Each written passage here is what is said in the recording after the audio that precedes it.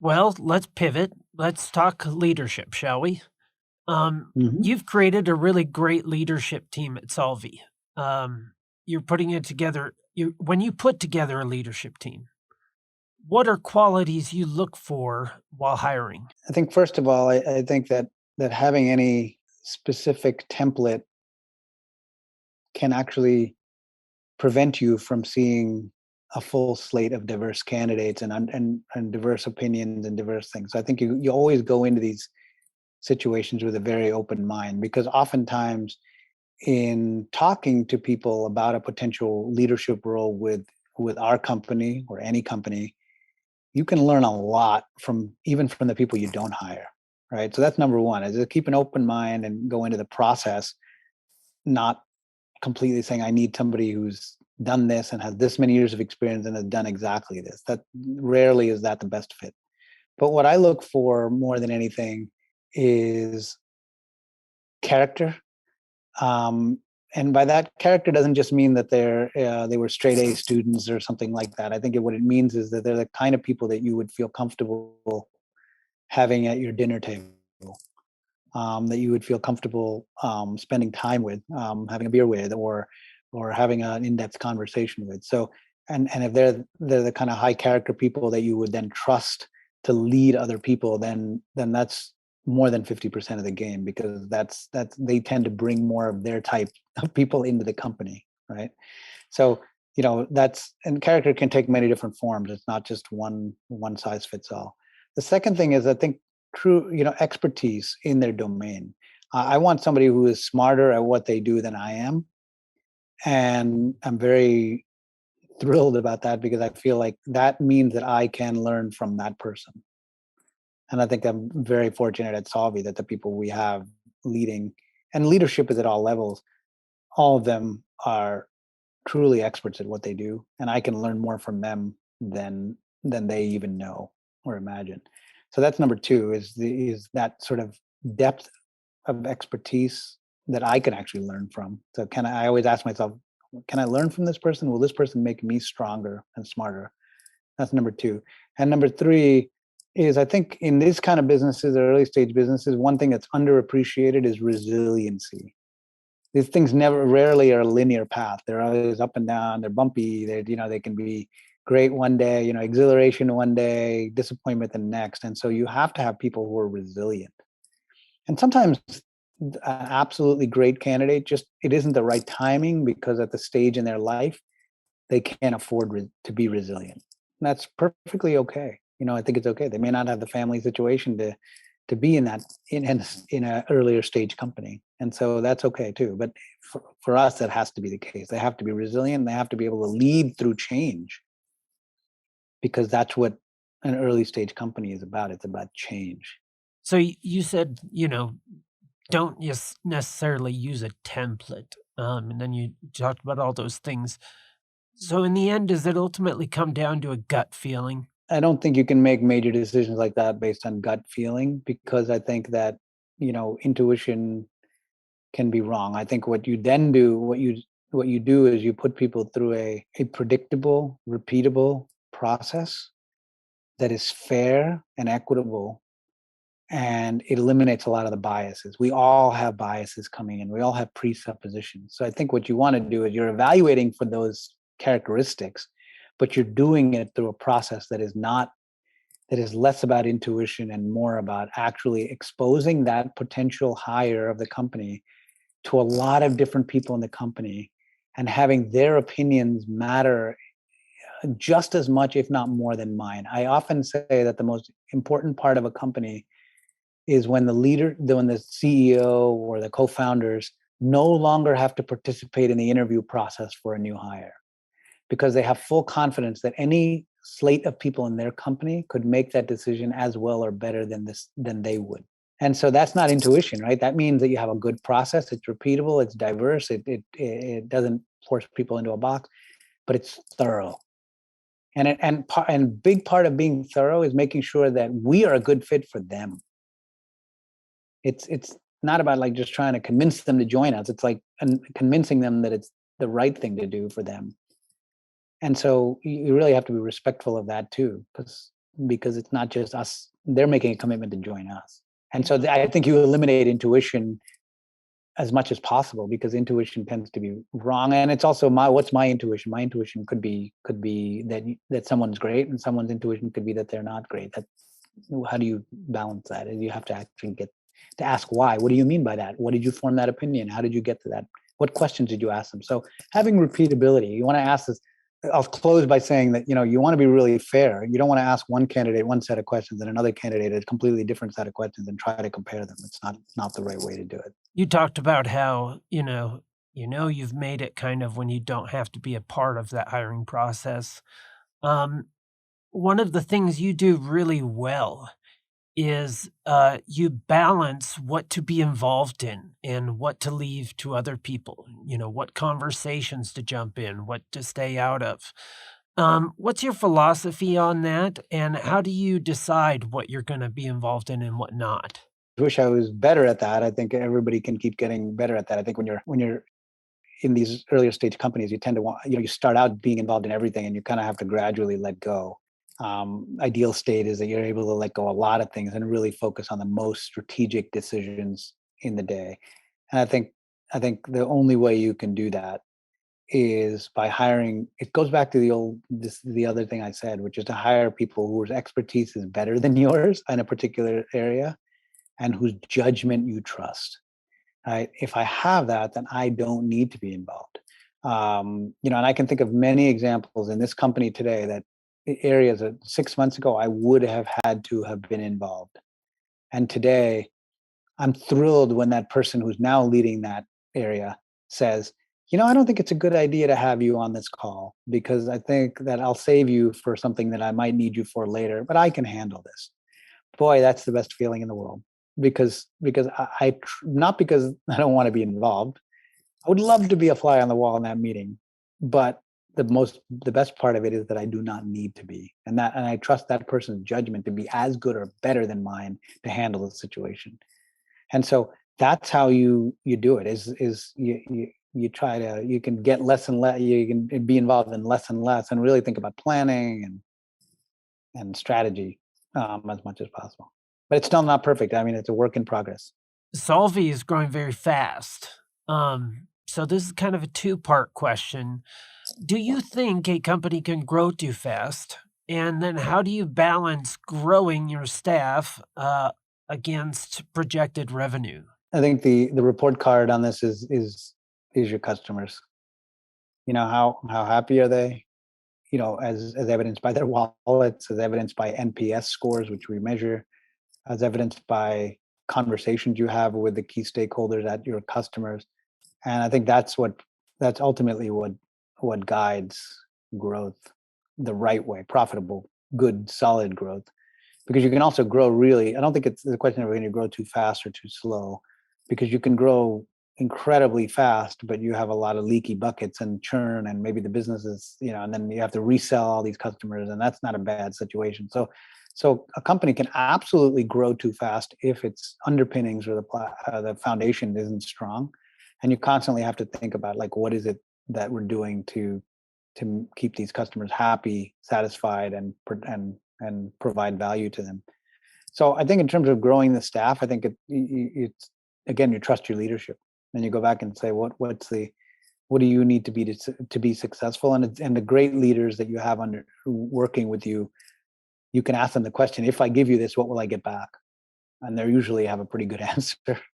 But even then, you look at all the asks from all your leaders and all your departments, and it's usually more appetite than you can digest. And so then you have to make some decisions. You have to create an environment where there's some negotiation within the team that allows a marketing person to think about a priority in engineering or sales, and you have to make compromises. But I think if you have an open conversation and you have everybody marching towards the same goal, those things tend to take care of themselves. Yeah. Do you have a mentor, Mahesh? I think I have many. One of my biggest and best mentors was my paternal grandfather, who had an interesting career in India. He graduated a degree in physics, went to write for a financial newspaper and actually was during the Great Depression, and then ended up working in government service. And sometime around the age of 70, he always had a deep interest in Indian classical music. And somewhere around the age of 70, he just started writing. He was a beautiful writer, and he just started writing, um, and became essentially one of the best known music and dance critics for one of the top newspapers in India. Well, and so and then he lived for another couple of decades into his 90s. He became extremely well known in that area, and he never lost his zest for life, and he was just curious, and to think that he completely had a third career or fourth career at the age of 70 that was the most productive, happiest time of his life, I think is, I think mentorship by example, right? I mean, he was, incredibly close to me, but that was one example. And then I've had many other mentors. My ex-chairman of the board, Reese Duca, who's, one of the people I respect most in the world, just has such wisdom about so many things. And so I always go to him for just grounded advice about things. He's always a thought leader in everything he does. Um, I've had many other bosses and and friends, who've been great mentors to me and who I still lean on. So it's not one person. I think, we're different. The more you have, the better. I mean, one of the things that I think comes across in this interview is that is a sign of how great of a leader you are is one, you're willing to hire people smarter than yourself. I mean, you're looking for those people because a lot of leaders, unfortunately, they want to be the smartest person in the room. And so they become the lid, they become the ceiling. And then you're also wanting to learn from mentors. And, that's such a huge thing. And you saying you want to have as many, great mentors as you can. I'm sure you've been through some tough decisions. What do you think has been the toughest leadership decision that you've gone through? That's a good question. I think perhaps the toughest leadership decision I ever made was accepting a job to become a CEO. And it sounds easy. It's like, I think this is maybe something worth the audience might appreciate it. I think most people tend to have an opinion that says, oh, the CEO has it easy, or the CEO has, what a great job. Everybody must want that job. And I think the reality is most jobs in most companies are easier and more rewarding than the CEO's job, rewarding in every perspective. It's a difficult job. And I think some people get into it because of the ego and they just want to be, they want to be the boss, and other people get into it because they couldn't, they just have too much of a stake in this, so they can't imagine themselves doing anything else. For me, it was just like, hey, this is an opportunity and I think I should do it, and I was given an opportunity given to me and I accepted it.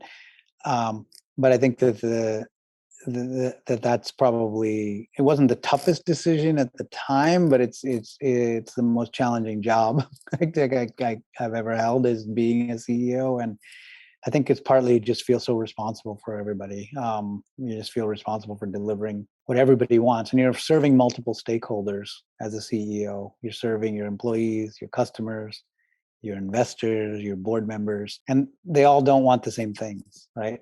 And so how do you help employees be the best they can be, customers to get the most value from the services, board members to get the return on their investment that they're expecting because they're practical people, board members to answer tough questions. I mean, so the days, each day is different than the last. And so that's probably, I wouldn't say that's not a leadership decision, but it's just maybe a perspective. So, what does success look like? Let's say for Solvvy first. Let's start there. What do you think success looks like for Solvvy? I think our vision is just basically to create this conversational, concierge approach that allows every business in the world to be able to provide this effortless experience to every consumer, right? I mean, to me, success for Solvvy is when we're giving consumers back the most valuable thing we all have in our lives, which is their time.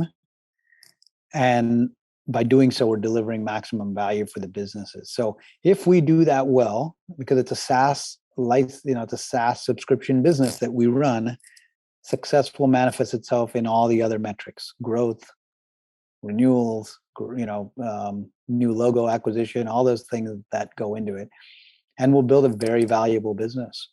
And what that business ends up being, and I think it's none of us has a crystal ball, but if it's a good, you know, business that's delivering high value, it will be successful by whatever standard you want to use. But I think the biggest thing is that we have to have the kind of people that you want to succeed with. So you don't end up getting to whatever mountaintop you think we can get to, but doing it with people that you maybe don't like, respect, or there's some flaw. And I think the part of success for us is doing it the right way. So something I want to know if you would elaborate on is you said we want to give people back the thing that's most valuable, which is their time, Mhm. which just hit me different. I don't know why. Could you elaborate on that a little bit? Sure. I mean, I think it's the old thing, when you buy a product or service and you're asking for help with getting the most out of that product or service, you want the business to respect your time. Like, get me the answer that I need as fast as I can. Even if the answer is no, I can't help you, or you need to return your product or whatever, value my time. I think, and you see studies like this. I think there's lots of famous studies recently that says consumers want to work with businesses that value their time. So I think that's what we do at Solvvy, right? We value the consumer's time when they interact with our platform. Is we're going to get them where they need to get to as fast as they can, and we're going to do it the right way. And so that's what I think is what I mean by that. And if we think about that spread across hundreds of millions of interactions every day with these businesses that we serve. Add up all that time. I can tell you for a fact that we're allowing people to get done with their problem and go to the park, spend time with their families, rather than waiting on hold for 10 minutes or waiting for an email to come back. That's adds up, for over a period of time. So that's kind of what I mean by giving people back time. Now, what does success look like for Mahesh? What does your own personal success look like? Yeah, I mean, for me, it's just honestly, I've said this to other people. For me, it's just at this point, it's just seeing other people succeed. I don't have any, I had been fortunate, to work in a couple of successful businesses in the past, and so for me, it's just seeing people grow. I mean, I've got dozens and dozens of people who I've mentored or who have worked for me who have gone on to be fabulous successes, and nothing makes me happier than that. So for me, success is just seeing everybody that I interact with grow, get better, smarter, and get their wings and fly as high as they can go. That's what success looks like for me. That's it at this point. I don't have any other. I don't have any. I mean, I like to do interesting work. I like to have my brain working and working on interesting problems. So that's another part of success is work on interesting problems with great people who get better from the experience. That's it. Now, something you did that I thanked you for, but it'll stick with me forever, is, you had an offsite in Phoenix where you flew all most of your staff, considering the pandemic, but we're all one place, because it wasn't remote, and Yep. you wrote everyone a handwritten note, and I just thought, "Wow," like, he took the time for everyone, and from what I understand, even the people that weren't there, right? Yeah, I just sent those out actually in the mail. So those people will be getting theirs shortly. But yes, I did. I think my hands hurt. I haven't written so much in probably a decade with the pen. Why Yeah, did you I feel think it like you had was. to do that? What drew you to do that? It, we're. I think first of all, we're in a. It's always we're a remote company. We're a distributed team. We don't see each other every day. We might see each other on Zoom, but we don't meet in person. And I think oftentimes, especially in these pandemic times, it's difficult to feel that people understand, appreciate what you do. And I do, I pay attention. I know when someone does something great. And we might congratulate them on Slack or something, but that's kind of fleeting, right? What you want to do is this was to me an opportunity to sit and just reflect on, and each person as an individual. Some people are newer, some people and so there it's more about how excited I am to be working with them and why I'm excited that they joined the company. And people who've been here a while, I might be more about some of their aspects of their character or personality that have made me happy to have them here.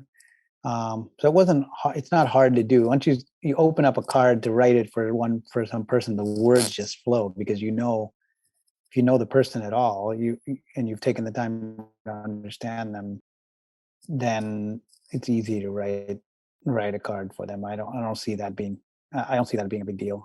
It's just the right thing to do because uh, appreciation is not always giving somebody a raise or that. It's sometimes it's just letting them know that you are actually paying attention. I mean, that's the thing is like we don't always know that somebody is actually observing us doing good work and actually cares about it, and that's I think it's important. And I got that experience early on in my career from people who I worked for, and it was always like, wow, he or she noticed that I did this. How cool is that? And so that's what I'd like to do is in writing those notes. Amazing. Just the sheer I mean, I've written 3 at a time, but as many as you had to write is crazy. Mahesh, how can we find out more about yourself and Solvvy? But the easy way with Solvvy is just to go to www.solvvy, SOLVVY, that's two V's, SOLVVY.com. You can find out all the information about us. That's probably the best way to start is you could certainly follow me on Twitter at Ram Mahesh. You can also follow at Solvvy Inc. Or Twitter things. You can follow us on LinkedIn. You can follow me on LinkedIn if you want. It's my first name, last name, obviously. There's all opportunities to see what we do or what we're up to. But that's probably the best way. Great, and as we close, and we'll give you the final word, what encouragement do you have? You know, I'm sure we have staff listening to this, you'll have customers, you have all these people, and we're, who knows where we're at in the pandemic? We don't know where the end is, but what encouragement do you have to all the listeners out there? Yeah, it might surprise you. I think the encouragement I would say is the same thing I'd say to some of our employees. I've said this is that your most precious commodity is your time. And the same thing I said about giving users back their time. I think really spend time thinking about how you're spending your time, who you're spending it with, what you're doing. And I think that's and I think when you do that, you tend to be more thoughtful and more mindful of how how you're allocating your time and resources. I think most people will be better for that. But other than that, I think encouragement. I don't know. I think I'm really excited. I think the next year is going to be really great. I think we're gonna getting out of this pandemic. I'm very optimistic that things will be much better, and that's encouraging. And I think we're on the cusp of really doing having technology that actually benefits humanity as opposed to uh, being a net negative. I think there's so many good things going on in the world. Sometimes it just takes a little effort to find the good things because sometimes the news makes it sound like everything is bad. But I'm so excited about we're putting ordinary people into space. We're solving food and hunger problems with novel approaches to sustainable farming. I mean, there's this every place there's something interesting going on. So that's what encourages me for the next generation. So